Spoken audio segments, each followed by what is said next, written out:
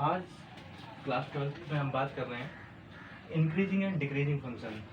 Increasing and decreasing function की बात करेंगे और इंक्रीजिंग डिक्रीजिंग फंक्शन होते क्या हैं। ये एप्लीकेशन ऑफ डेरिवेटिव का टॉपिक नंबर 2 है। अब सबसे पहले बात करते हैं हम लीनियर फंक्शन की। लीनियर फंक्शन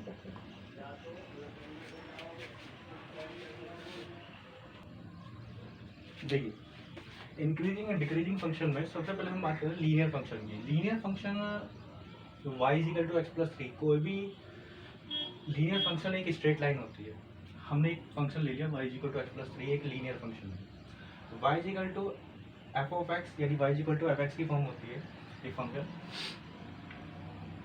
अब f x is equal to x plus 3 है और यहाँ हमने f x is equal to minus x plus 3। अगर आपने 11th क्लास में स्ट्रेट लाइन वाला चैप्टर पढ़ा है तो आप साफ साफ बता देंगे कि ये कैसी फॉर्म है, इंटरसेक्ट फॉर्म है। कैसी फॉर्म है स्ट्रेट लाइन की?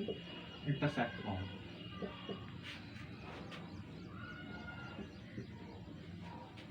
ठीक, y is equal to m x plus c. M क्या होती है? स्लोप, और सी क्या है? y एक्सिस पे क्या होता है? इंटरसेप्ट। अब देखिए, जब हम लाइन का ड्रॉ करेंगे y is equal to f x plus 3 यानी m इज इक्वल टू 1। जब m इज इक्वल टू 1 तो that m is equal to 1 और फॉर्मूला होता है m is equal to tan theta. तो m is equal to tan 45 करने पे ही हमारा 1 आएगा। तो जब थीटा कितना है? 45 डिग्री, तो लाइन क्या आएगी? ये, और ये क्या डिस्टेंस होगी? c is equal to 3। अब दूसरा क्या है? उसने कहा है कि फिर दूसरी लाइन है f of x is equal to minus x plus 3। तो उसका मतलब क्या हुआ कि जो x है, जो माइनस, इस बार क्या है? F of x is equal to minus x plus 3। तो m इज इक्वल टू -1 यानी जो m की वैल्यू होगी वो -1 होगी। अब m इज इक्वल टू -1 यानी स्लोप क्या आएगी? निगेटिव आ रही है। तो स्लोप नेगेटिव किस केस में? यानी m इज इक्वल टू -1 यानी थीटा इज इक्वल टू 135 यानी tan 135 करेंगे तभी इसकी वैल्यू, m की वैल्यू -1 आएगी। तो इसका मतलब क्या हुआ? अब हम यहाँ से देख रहे हैं कि जब अगर x इंक्रीज करता है तो एफ एक्स भी इंक्रीज कर रहा है। यानी जैसे जैसे आप x की वैल्यू बढ़ा रहे हो ऐसे ही आपकी फंक्शन की वैल्यू लगातार इंक्रीज हो रही है। इसी तरह जब आप x की वैल्यू इंक्रीज कर रहे हो तो एफ एक्स की वैल्यू लगातार घटती जा रही है। तो इसका मतलब क्या है? अगर फंक्शन में x की वैल्यू इंक्रीज करने में फंक्शन भी इंक्रीज करे तो हमारा फंक्शन होता है इंक्रीजिंग फंक्शन। अगर फंक्शन में x की वैल्यू डिक्रीज करते हैं और फंक्शन भी डिक्रीज हो तो उसका मतलब क्या होगा? हमारा फंक्शन क्या होगा? Decreasing function. And pause the video, note it down.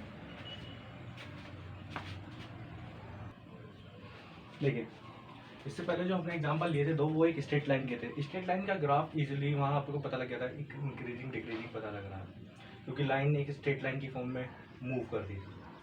अब सपोज दैट अगर हम बात करें फंक्शन ऑफ साइन एक्स, क्या ये इंक्रीजिंग होगा या डिक्रीजिंग होगा? देखें, तो y dash x dash sign x का जो ग्राफ है वो इस फॉर्म में होता है। 0 टू पाई बाई 2 पे वैल्यू 1, 3 पाई बाई 2 पे -1, 2 पाई पे हमारी 0 होती है और पाई पे भी हमारी 0 होती है।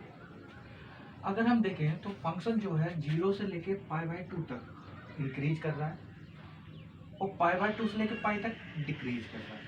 तो जब भी हम इंक्रीजिंग और डिक्रीजिंग की बात करेंगे फंक्शन के लिए तो सबसे पहले उसके लिए इंटरवल डिफाइन होगा।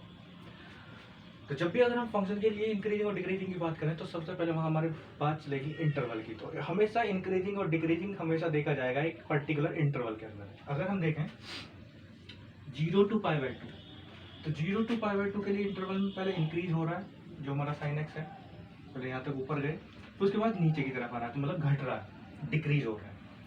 अब अगर किसी इंटरवल, अब जैसे 0 टू पाई के लिए बात करें, 0 टू पाई इंटरवल है, और 0 टू पाई के लिए अगर हम देखा जाए तो 0 टू पाई के लिए पहले फंक्शन फर्स्ट इंक्रीज, पहले इंक्रीज हुआ, और 0 टू पाई बाई 2 पहले तो 0 टू पाई के लिए जाए तो पहले 0 टू पाई बाई 2 यानी पहले इंक्रीज हुआ, फिर सेकेंड में, देन सेकेंड टाइम फिर क्या हुआ? इंक्रीज भी हुआ, सॉरी डिक्रीज हुआ। पहले फंक्शन इंक्रीज हुआ उसके बाद डिक्रीज हो रहा है 0 टू पाई/2 टू पाई के लिए। तो इसका मतलब क्या है, अगर किसी भी फंक्शन के अंदर पहले फंक्शन इंक्रीज हो उसके बाद डिक्रीज हो तो उसका मतलब क्या होगा, fx is equal to sine x neither increase nor decrease. तो उसका मतलब क्या है कि 0 टू पाई के लिए पहले फंक्शन यहाँ तक इंक्रीज हुआ उसके बाद डिक्रीज हो रहा है। तो उसका मतलब क्या है, फंक्शन 0 टू पाई के लिए ना तो इंक्रीजिंग होगा ना ही डिक्रीजिंग होगा। अब कांस्टेंट फंक्शन क्या होता है, अगर किसी भी x की सभी वैल्यू के लिए फंक्शन की वैल्यू कांस्टेंट बनी रहे तो वो हमारा फंक्शन होगा कांस्टेंट फंक्शन। तो यहाँ तक बात आपको समझ में ये आगे होगी। At pause the video, note it down.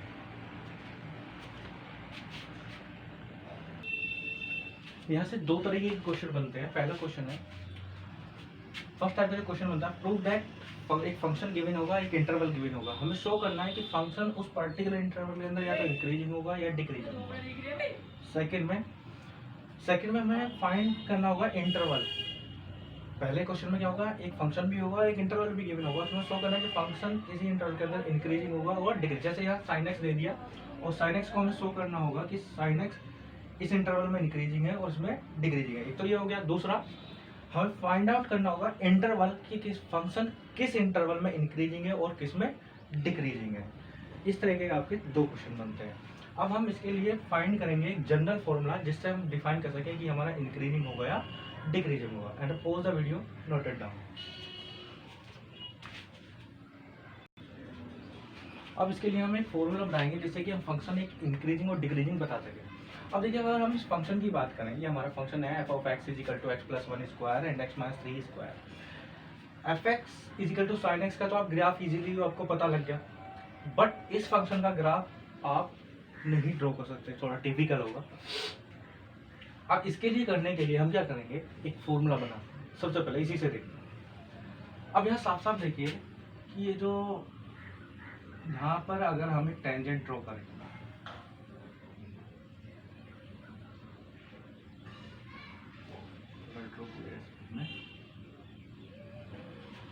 तो हम इन इंटरवल 0 टू पाई/2 की बात करते हैं। 0 टू पाई/2 के लिए इसमें क्या फंक्शन इंक्रीज कर रहा है, इंक्रीज हो रहा है। जब फंक्शन इंक्रीज है 0 टू पाई/2 इंटरवल के लिए, तो आप इस कर्व के हर एक पॉइंट पे स्लोप देखिए। स्लोप मतलब m is equal to tan theta, वो ऑलवेज क्या है, पॉजिटिव होनी चाहिए।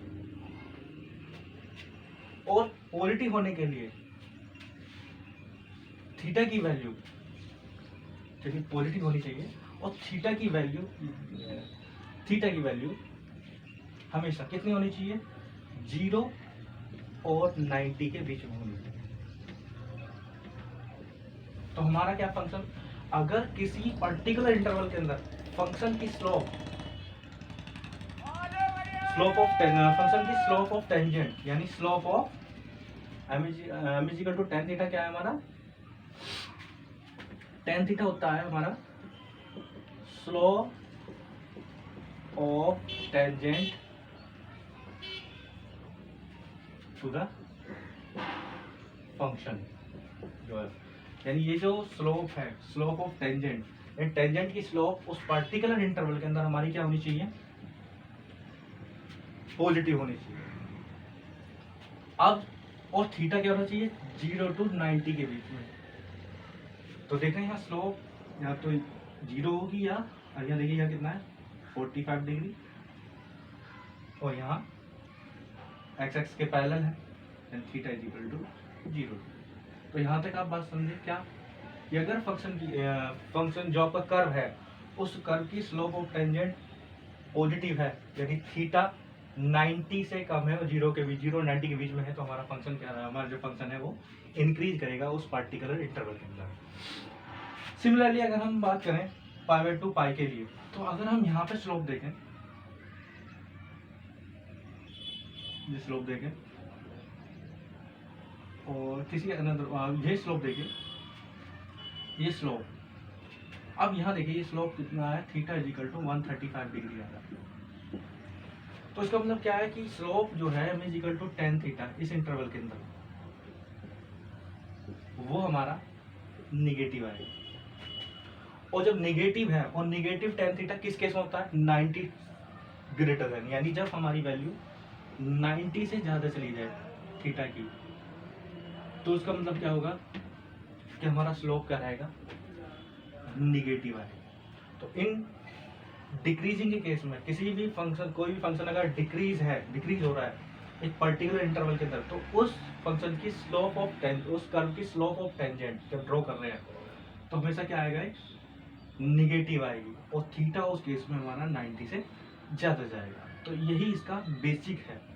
हम डायरेक्टली नहीं जा रहे कंक्लूजन पे जो हम फॉर्मूला बना रहे हैं, तो यही हमारा बेसिक है कि अगर हमारा फंक्शन का ग्राफ जब ड्रॉ कर रहे हैं तो अगर इंक्रीजिंग के लिए देख रहे हैं तो उसके हर एक पॉइंट पे slope of tangent always positive होनी चाहिए और थीटा 0 और 90 के बीच में होना चाहिए। और डिक्रीजिंग के लिए स्लोप निगेटिव आएगी और स्लोप ऑफ टेंजेंट निगेटिव आएगी, ठीक है। और हमारा फंक्शन क्या रहेगा हमारा डिक्रीजिंग आएगा। And pause the video, note it down.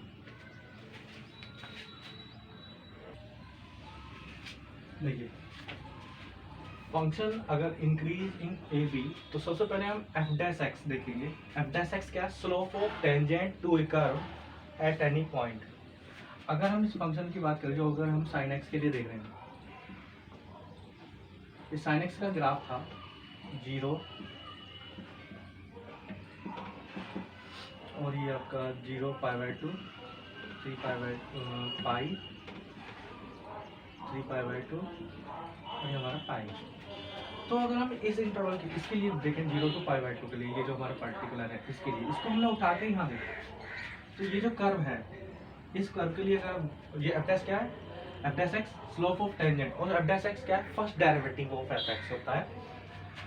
तो स्लोप ऑफ टेंजेंट जो slope of tangent to a curve at any point, यानी किसी भी पॉइंट पे स्लोप ऑफ टेंजेंट होती है किसी भी कर्व की एफ डैश एक्स।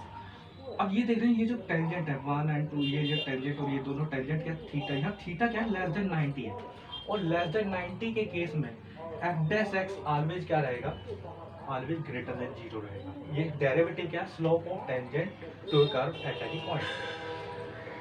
अगर f dash x greater than 0 है तो हमारा फंक्शन क्या रहेगा इंक्रीजिंग रहेगा।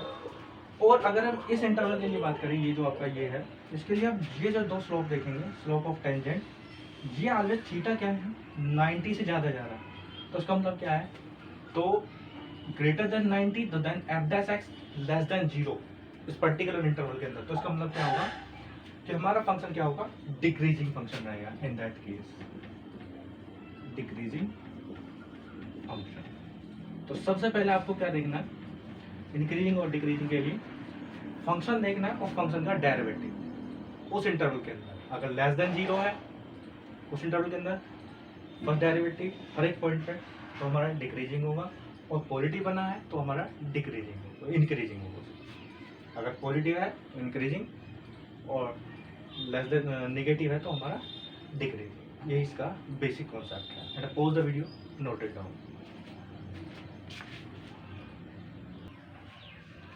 देखिए सबसे पहले इंक्रीजिंग फंक्शन और स्ट्रिक्टली इंक्रीजिंग फंक्शन में क्या डिफरेंस है।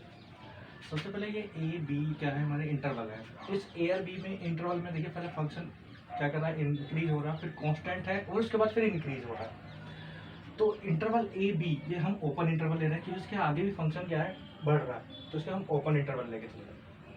अब एफ डैश एक्स, अब जब एफ डैश एक्स निकालेंगे तो फंक्शन क्या लगातार और क्या स्लोप देख रहे हैं, स्लोप ऑलवेज क्या है पॉजिटिव बनी रहेगी, यानी थीटा ऑलवेज क्या रहेगा लेस देन 90 बना रहेगा। इसमें आप कहेंगे कि स्लोप उसकी स्लोप ऑफ टेंजेंट में टेंजेंट नहीं होगी, क्योंकि हम ऑलवेज जब भी स्ट्रेट लाइन की बात करें ये एक स्ट्रेट लाइन है, स्ट्रेट लाइन में हम ओनली स्ट्रेट लाइन को ही ऑब्जर्व करते हैं, उसको टेंजेंट किसी भी स्ट्रेट लाइन की कोई भी टेंजेंट नहीं होती है, वो एक अपने आप में एक स्ट्रेट लाइन है। जब कभी यहाँ स्ट्रेट लाइन निकालने जाओ टेंजेंट ऑलवेज कर्व की निकलती है, तो उसके लिए हम ओनली ये स्ट्रेट लाइन है साफ साफ देख रहे हैं, तो स्ट्रेट लाइन में हम स्ट्रेट लाइन को ही ऑब्जर्व करते हैं। एफ एक्स आप यहाँ देखिए जो फंक्शन है वो कांस्टेंट बना रहेगा इस पर्टिकुलर छोटी सी जगह के लिए। तो जब हम उसका डेरिवेटिव करेंगे छोटे से जगह के लिए, तो या तो कांस्टेंट है तो कांस्टेंट का डेरिवेटिव क्या आता है हमेशा 0 आता है। तो फंक्शन की वैल्यू एफ डैश एक्स या तो जीरो बनी रहेगी या ग्रेटर देन जीरो बनी रहेगी।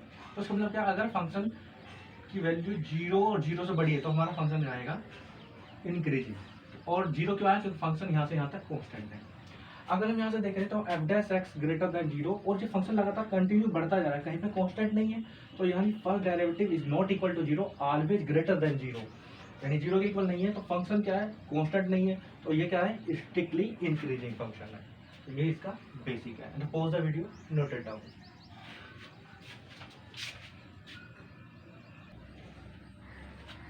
देखिए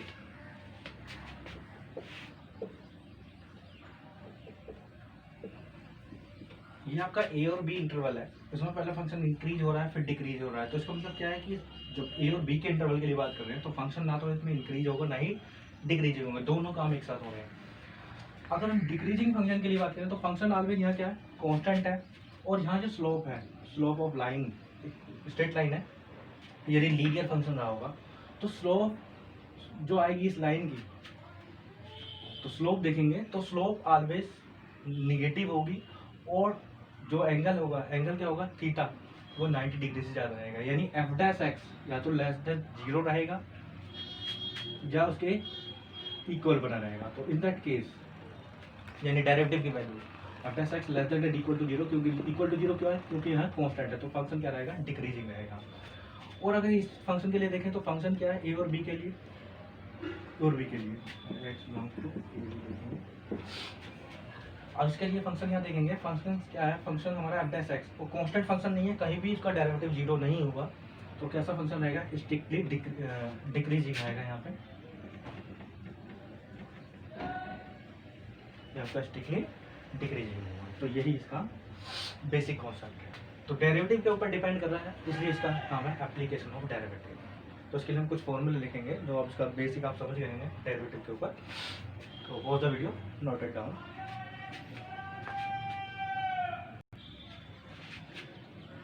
Then fx is increasing if f dash x less than or equal to 0 for each x belongs to AB. fx is decreasing f dash x less than or equal to 0 for each x belongs to AB. fx is strictly increasing if f dash x greater than 0 for each x belongs to AB. f dash x is strictly decreasing if f dash x is less than 0. तो ये तो इसकी basic definition थी। अब हम इसके exercise के question करेंगे नेक्स्ट लेक्चर में। आज इसका बेसिक था और कल इसके जो एक्सरसाइज के क्वेश्चन करेंगे हम नेक्स्ट लेक्चर में। Pause the video, note it down. Thank you.